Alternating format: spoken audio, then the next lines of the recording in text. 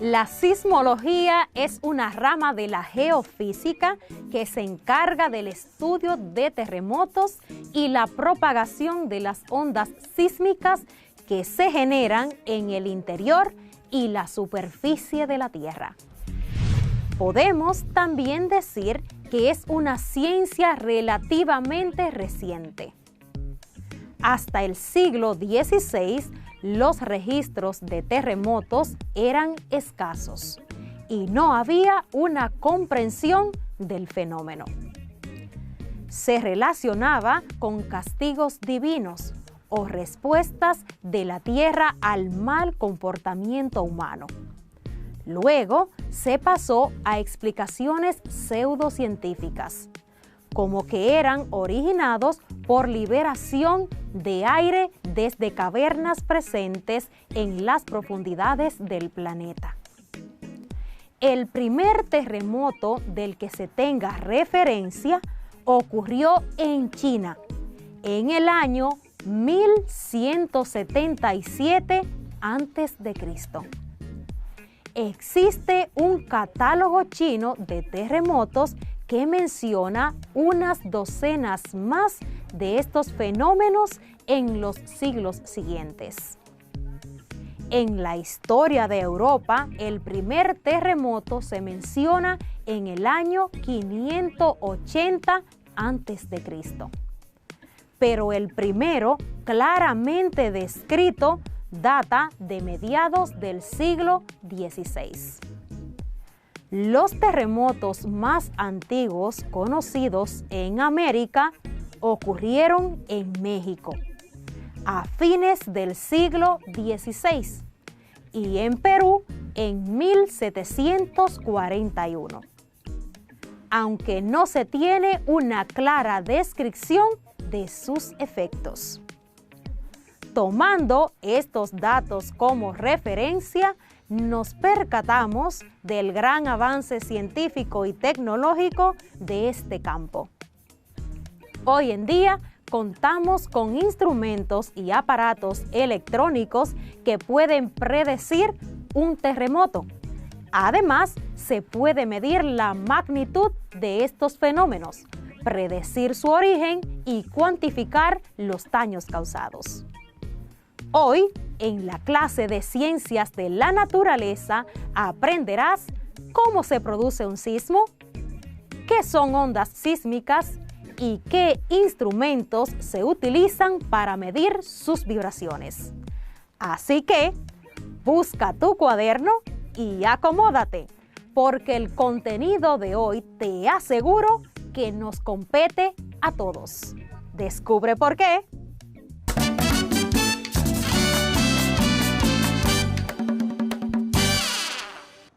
Un enorme placer encontrarnos de nuevo. Soy Isaura Peralta, tu profesora de Ciencias de la Naturaleza. El tema para hoy es sismos y propiedades de ondas sísmicas. Los subtemas que vamos a desarrollar son: ¿qué es un sismo? ¿Cómo se origina un sismo? ¿Qué significa hipocentro y epicentro? ¿Qué son ondas sísmicas? Tipos de ondas sísmicas y cómo se propagan.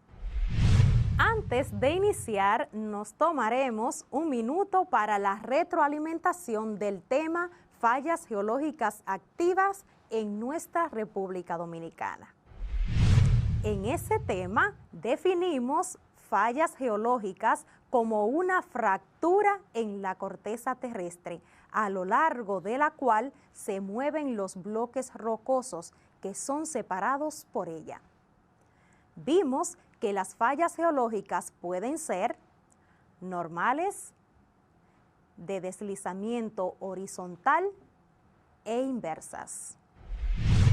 El siguiente subtema fue las 14 fallas geológicas activas en la República Dominicana. Te refresco la memoria. Estas son Hispaniola Norte, Camus, Septentrional, Hispaniola, Guasara, Bonao, Atillo, San Juan Restauración, Los Pozos San Juan, Neiva, Enriquillo Plantain Garden, El Cercado, Higüey Yabón y Trinchera de los Muertos. Estas fallas han originado sismos que impactaron varias provincias del país. Algunos de estos sismos destruyeron ciudades como La Vega, Santiago, Azua, Santo Domingo y otras provincias. Desde que iniciamos con el tema de placas tectónicas, hemos venido mencionando los terremotos como consecuencias de los movimientos de estas placas. Pues ha llegado el momento de definir claramente qué es un sismo y cómo se origina. Un sismo o terremoto es un fenómeno natural que consiste en una sacudida, temblor o vibración de la superficie terrestre, generadas por un movimiento brusco y repentino de la corteza y el manto. ¿Cómo se produce exactamente un terremoto? Escucha. Recordemos que las placas tectónicas realizan tres tipos de movimientos: convergentes, transformantes y divergentes. Cuando una placa converge o subduce bajo la otra placa, se produce una fricción entre ellas y salida del magma a través de los volcanes, lo que libera una gran cantidad de energía y movimientos sísmicos. Pero los mayores terremotos ocurren cuando dos placas se mueven lateralmente, en lo que se llaman bordes transformantes. ¿Por qué en los bordes transformantes ocurren los terremotos con mayor intensidad? En primer lugar, las rocas que forman la litosfera de ambas placas tectónicas se van friccionando y acumulando energía alrededor de una línea de contacto conocida como falla geológica. En determinado momento, estas liberan una gran cantidad de energía acumulada, lo que da lugar a un sismo. Dependiendo del tipo de borde que se forme entre las placas y de la cantidad de energía acumulada, los terremotos pueden ser débiles, fuertes e intensos. Los más débiles no lo percibimos, solo son registrados por el sismógrafo o sismómetro, que es el instrumento que se utiliza para medir las vibraciones de la Tierra. Estos registran la intensidad y duración de un sismo. Otros terremotos son muy violentos, destruyen todo a su paso. Algunos han destruido ciudades enteras, como por ejemplo el que destruyó La Vega en el 1562. En un terremoto distinguimos dos partes. ¿Sabes cuáles son? El hipocentro y el epicentro. El hipocentro es el punto en el interior de la Tierra donde se origina el terremoto. Y el epicentro es el punto en la superficie directamente vertical al hipocentro. Y es donde se registra el terremoto. En ese punto es donde el terremoto es más intenso y causa más daño. ¿Comprendiste cuáles son las partes de un terremoto? Te repito. Las partes de un terremoto son el hipocentro y el epicentro. Seguimos con las ondas sísmicas. ¿Qué son ondas sísmicas? ¿Cómo se propagan y qué tipos de ondas existen? Presta atención al siguiente texto que te voy a explicar. Al romper un objeto, supongamos que una regla de plástico, se producen ondas sonoras que se desplazan por el aire. De igual forma, cuando arrojamos una piedra o una gota a un estanque de agua, también se producen unas ondas. En este caso, como pequeñas olas, que se propagan desde el punto donde cayó la piedra o la gota hacia las orillas del estanque. Algo similar ocurre con los terremotos. Al romperse las rocas en el punto en el que se libera la energía, o sea, en el foco o hipocentro del terremoto, por la presión o deslizamiento a lo largo de una falla geológica, la energía del terremoto avanza desde el hipocentro en forma de ondas internas. Te cuento que existen dos tipos de ondas sísmicas. Estas son internas o de cuerpo y ondas superficiales. Las ondas sísmicas internas o de cuerpo son transmitidas por el interior de la Tierra. La onda más rápida es la llamada onda P u onda primaria. Avanza a una velocidad de 4 a 7 kilómetros por segundo, dependiendo de la densidad de las rocas que atraviesan. Una onda P avanza de un modo similar a las ondas del agua y el sonido en el aire. Estas ondas son capaces de viajar a través de las rocas sólidas, así como de líquidos, por ejemplo, océanos o magma volcánico. El segundo tipo de onda interna se denomina onda S u onda secundaria. Se propaga a través de las rocas a una velocidad entre 2 a 5 kilómetros por segundo, aproximadamente la mitad de la velocidad de lo que avanza una onda P. Una onda S es una onda transversal. El material rocoso situado en su trayectoria sube y baja y se mueve perpendicularmente en la dirección de propagación de la onda. Una onda secundaria es similar a la onda que se propaga a lo largo de una cuerda cuando la movemos de abajo hacia arriba y viceversa. Otros tipos de ondas sísmicas son las ondas sísmicas superficiales. Estas se propagan por la superficie terrestre a partir del epicentro, el punto de la superficie más próximo al terremoto. Las ondas superficiales son más lentas que las ondas internas. Avanzan a una velocidad de 2 y 3 kilómetros por segundo.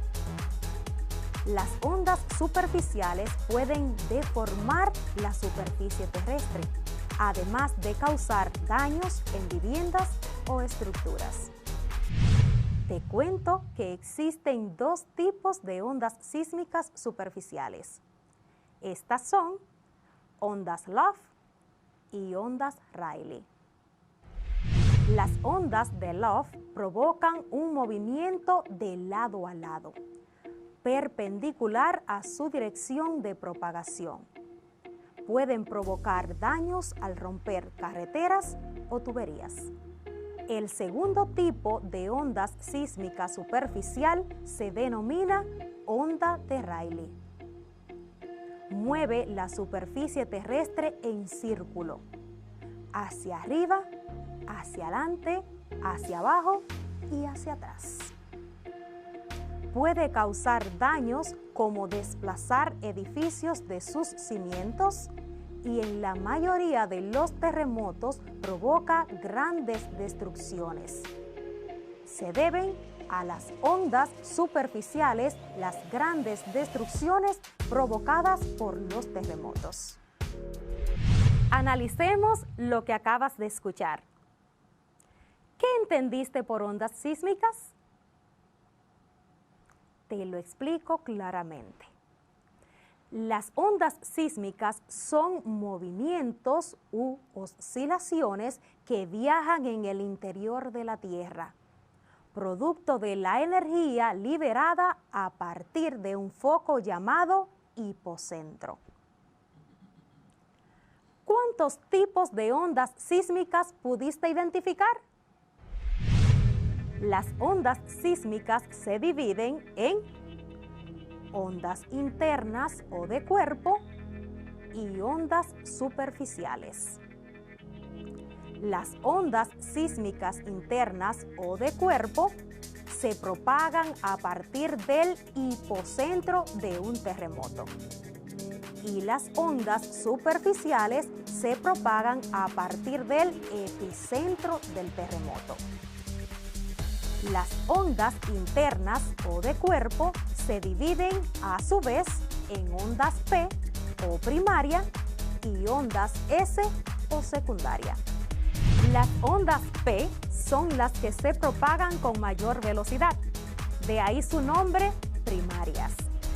Además, pueden propagarse por cualquier tipo de material, ya sea sólido, líquido o viscoso. Las ondas S o secundaria viajan a una velocidad menor que las P y no se propagan por masas líquidas. Las ondas superficiales también se dividen en dos.